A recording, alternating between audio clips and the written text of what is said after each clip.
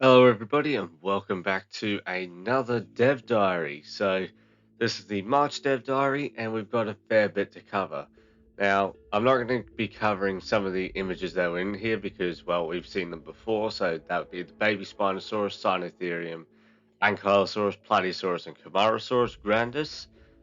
So, we've seen those images already. I know other YouTubers who have put their videos up already have covered them, but we covered them in the last Dev Diary, so I don't think we need to cover them again.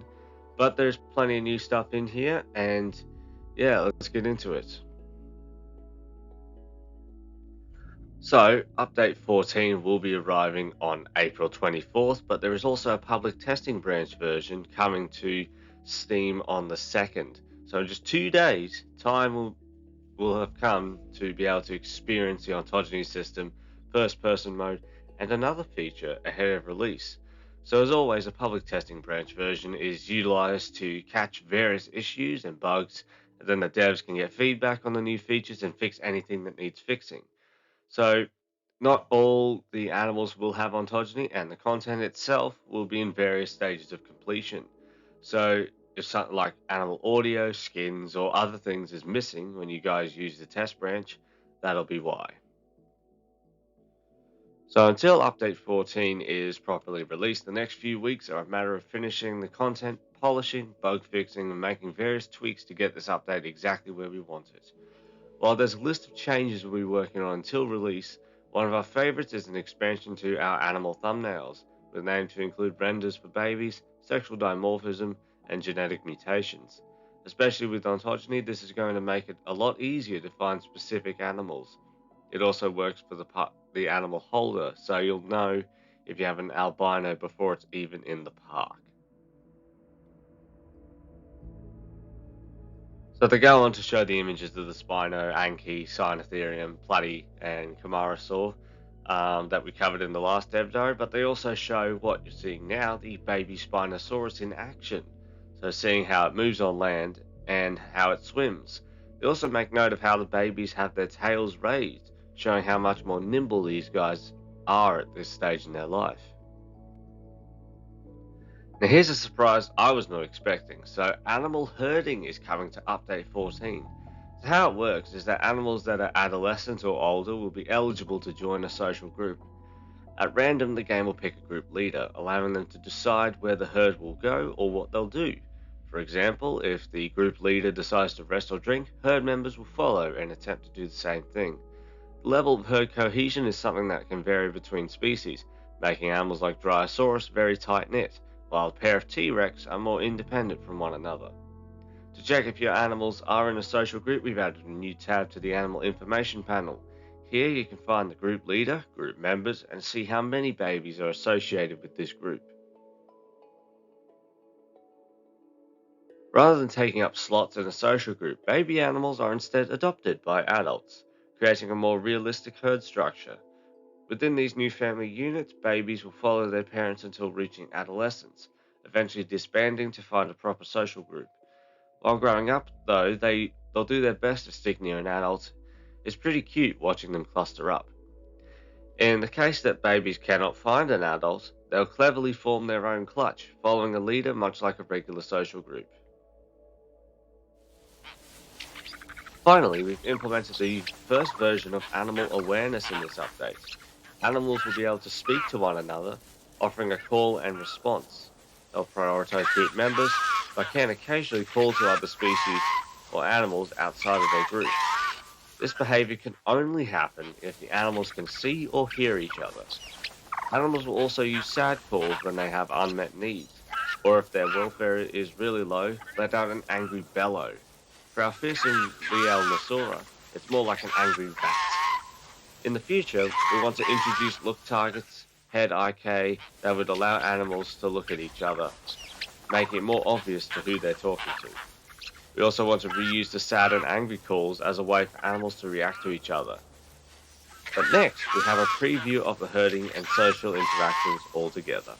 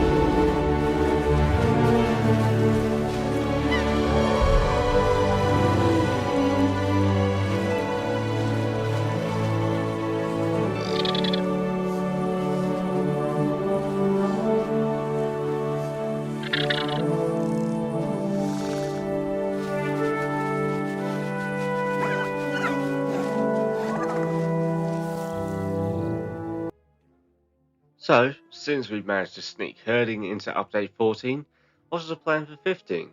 Well, while we can't be too specific just yet, our goal is to further enhance the animals with new behaviors and animations to make them more lively. Notably, this includes expanding the social and herding behaviors to feature a more dynamic social hierarchy, with things like threat displays. There's a lot that we can do, and we're excited to finally begin exploring this side of Prehistoric Kingdom. With that said, there's a new species on the horizon, and they're flocking this way. It's everyone's favorite chicken mimic, the Gallimimus. So we get a look at three different skins and the sexual dimorphism between them. So this is our first skin, showing off a more classic rendition of our current understanding of Gallimimus, or more standard, I would say. So sparse feathering with wing feathers and feathering on the tails. This is how I would imagine a Gallimimus would really look. However, given this is Prehistoric Kingdom and paleo art is all over the place, sometimes we do get some variation between these skins and the feathering. So here in skin 2, you can see there is a lot more feathering. So the feathering goes further down the legs, and it's also a lot longer, particularly on places like the chest and the back of the head, creating a really nice crest. So you can see the male has some really beautiful patterning and a bright blue face, and the female having a much more grayer aesthetic. So it's really taking inspiration from a lot of birds. And skin 3 um, reminds me somewhat of the Ornithomimus that was in Prehistoric Planet. Not the same coloration, but there are some things in here like the feather crest on the top of the head. I do remember something like that being on that Ornithomimus. But we also see some pink on the feathers here, so some really bright bursts of color. And yeah, the standard male looks more colorful than the female. But yeah, they look fantastic, and you can see the feathers again have been concentrated to be longer on the neck in this case, but also the feathers grow much further down the legs right to the ankle. So that's a pretty cool detail to have in there. So although the first ornithomimid in early access may have been Deinocheirus, Gallimimus has had an even longer history with Prehistoric Kingdom, namely being part of the first 2 demos ever. It's certainly been a while, but we're overjoyed to see Gallimimus finally come home. Now, let's take a look at even more paleobotany arriving in Update 15. Below, you'll find the last few foliage species coming to the scrubland biome. This includes a relative to the modern monkey puzzle tree, Araucaria. And so, yeah, you can see specifically Delavoriaceae. I don't know if I said that right, probably didn't. But yeah, I love the Araucaria genus. It's a very cool group of trees, very ancient as well. They've been around for millions of years. And yeah, I just get, looking at particularly the second one from the left, I get Walking with Dinosaurs vibes, particularly from Death of a Dynasty. So that's pretty cool. We do also have another tree, Watsonocladus. That's it. Um, Looking like many modern temperate trees, but different somehow. Yeah, so that looks pretty cool. And yeah, when you combine all the scrubland plants together, you get a pretty cool environment. All that's missing is a Stegosaurus hiding amongst the cycads. Sounds like a bit of a tease to what's to come. So with scrubland out of the way, our attention turns to a different type of land, the wetland. For this biome, we have a lot of plants that are intended to sit in shallow waters or on top of the water's surface. So here we have a Hydropterus, Marsilia, Nelumbo, Coriexia, maybe, and Cobania. And in addition to the water-based plants above, they're also adding giant horsetails. So this plant can be quite a bit larger than its modern counterpart that's currently in the game. Think somewhere between reeds and bamboo. And then this brings us to our final plant for today, and it's a peculiar one, as it's not a plant, not a palm, nor a mangrove, but actually a fern. We especially love this one and hope you will too. Yeah, Celia, so that's its name. But yeah, I can see where the palm and mangrove idea would come from. So you got, it generally looks like a palm tree, and also the aerial roots looking somewhat like a mangrove. But yeah, this will make a pretty fun addition to the wetlands, I can see. And to close out this dev diary, we have a new terrarium species to share. Meet the adorable Simosuchus, a tiny crocodilian from the late Cretaceous. This armored pug is believed to have been herbivorous due to its short snout and unique teeth. We'd still suggest keeping your hands away from its mouth, though they're quite nippy. So it will be arriving in update 16 alongside all the other terrarium species. And looking at it, it really looks just like the one from Prehistoric Planet.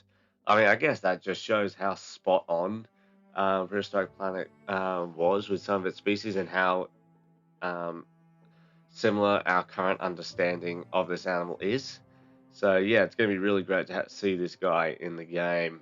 Um, I do just wonder whether terrarium species will actually be able to escape the terrariums and sort of just roam around um, in the outside world. I would certainly like to see that, like just a little Simosuchus wandering around in amongst your giant herbivores. That would be pretty cool. But I don't know if they're going to add that.